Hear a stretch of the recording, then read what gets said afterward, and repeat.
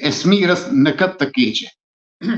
Zoti Aliti, ju e thatë edhe pak më lart e theksuat që mediat edhe institucionet janë mjaft të kujdesshëm në këtë rast, pra ndryshe nga ne që kur ndodh diçka më shpejt pra e zvarrin pa dogan në media, çfarëdo që të jetë, atje janë më të kujdesshëm dhe pas ditën e sotme do merret më shumë veç çka ka ndodhur, por tek ajo gjithmonë informacionet paraprake, ka ndonjë të shoqëruar për këtë apo ndonjë dëshmitar që mund të ketë folur diçka më shumë se ju e theksuat pak më lart edhe momentin e nxjerrjes, por që mund të ketë dhënë më shumë informacion qoftë në media apo në dëshmi në institucione?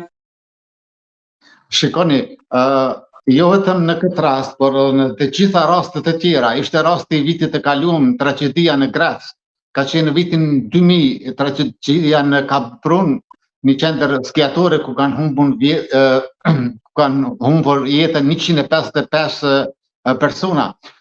Organet austriake në përgjithësi nuk nguten me informacione për të dhënë në mënyrë sikur ne në mënyrë emocionale japim informacione. Këta nuk nguten, këta i studiojnë mirë, i marrin të gjitha mostrat edhe shikojnë që mos të ketë spekulime, mos të ketë gabime. Për këtë arsye gjithmonë banohen disa gjëra këtu sesa tek ne, për shembull në Kosovë ku më njëherë jepen formulime të ndryshme, pastaj jo dul, jo s'dul, kështu që është një lloj rregulli këtu, asgjë nuk duhet të shkojë nëse nuk je i sigurt në dhënien e informacione. Madje as emrat në disa prononcime që kam pasur në edhe pse kam ditë emrat nuk i kam treguar për arsye se ekziston një kod jo vetëm gazetares, por edhe moral. Në qoftë se organet kompetente nuk e shpalosin emrat dhe ecurinë e ngjarjes, të gjitha të tjerat mund të jenë spekulime. Kështu që duhet larg tyre. Zoti Aliti, po për viktimën e 4, se fillimisht u fol për 4, pra të shqiptarë të gjithë nga Kosova, më pas me updatimin e lajmeve sikur e theksua dhe ju që duhet pritur gjithmonë informacione zyrtare për të qenë korrekt. Dyshohet që është nga Bosnia. Pra kemi praktikisht mësohet që ishte një kantier ku kishin nga gjitha shtetësitë dhe kombësitë aty. Nuk është se kishin vetëm shqiptarë. Shikoni, nuk ka kantier ndërtimi, apo se nuk ka ndonjë sidomos në këto 10 vitet e fundit, nuk mund të folim vetëm për kantierët të ndërtimit, por në të gjitha sferat e jetës në Austri ki të huaj, edhe shqiptar. Do të dukërtuar nga kantierët të ndërtimit, do të edhe në institucionet duke filluar nga ato të nivelit më të ulët, do thot komunale e deri te institucionet më të larta shtetërore. Kështu që nuk mund të ketë them viktima vetëm të një nacionaliteti, për arsye se të gjithë punojnë së bashku. Kështu që çfarë të themi tjetër përpos asaj që nuk dëshirojmë që gjërat e tjera të përsëriten. Po tek ajo që u that pak më lart që emrat i dinit që dje dhe normalisht kishit informacion.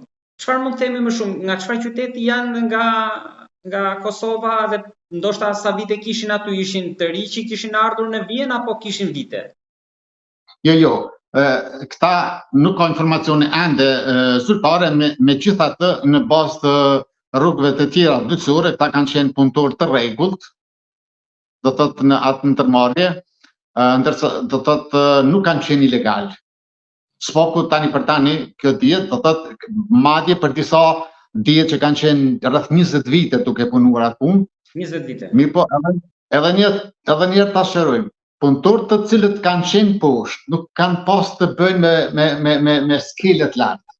Ta kanë punu diçka tjetër, ndërsa ato kanë rënë ka taksuar që ka qenë, domethënë, nuk kanë pas lidhje me pjesën lartë të punës.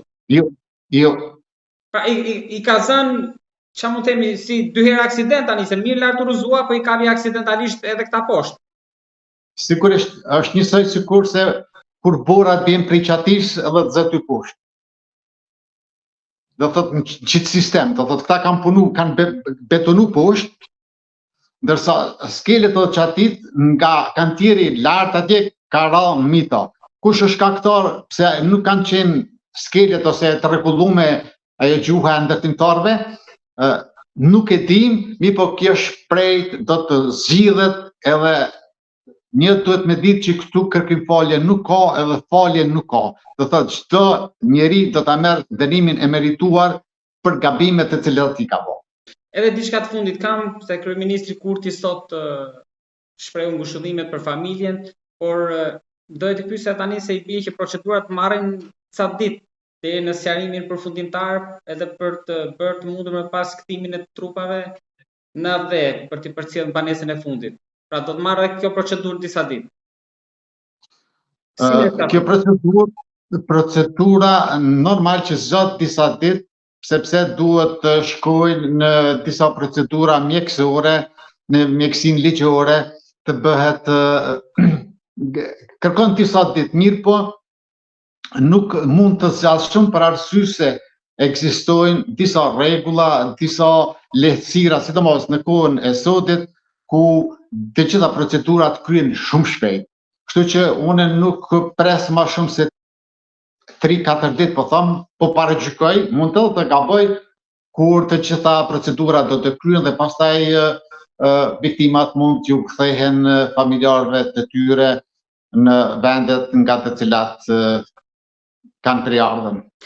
Në këto raste solidariteti shqiptarëve sa herë ka një fatkeqësi, nuk mungojnë dhe nuk hasen për t'ju gjendur pranë njëri tjetrit, pra edhe në këtë rast besoj se mbështetja është e madhe aty. Sigurisht, nëse ka nevojë diçka për familjet e tyne, ose siç kanë ndodhur disa raste këtu, kanë qenë para 20 vite, 30, komuniteti shqiptar në Austri është mjaft mirë i organizuar. Qysh kemi oferta nga shumë shoqata, grupacione të ndryshme për ofrimin e ndihmave. Mirë, po momentalisht derisa të mos sqarohet, mos të kryen procedurat shtetërore me kufoma, do thotë ne nuk mund të bëjmë asnjë hap. Edhe pse për këtë gjë s'ma mërmenja që do të ketë nevojë për arsye se organet austriake i kryjnë këtë punë përmes ambasadës së Kosovës në Vjenë, kështu që nuk ka këtu diçka problematike. Duke shprehur edhe ngushëllimet familjarëve, zotja Lidë, unë të falenderoj shumë për këtë bisedë dhe për informacionin që ju ndat me publikun tonë. Për këtë ngjarje të rëndë që është e dyta brenda pak kohësh, sepse edhe vitin e kaluar në mos gaboj, mos jam i gabuar me kohën, në Gjermani kishim një tjetër rast ku shqiptarë nga Shqipëria në Hamburg pas rrëzimit të një skele, pra ndëruan jetë fatkeqësisht. Duke uruar që tragjedi të tilla të mos kemi më, të falenderoj shumë për bisedën. Ju falenderoj edhe juve edhe ju uroj çdo të mirë.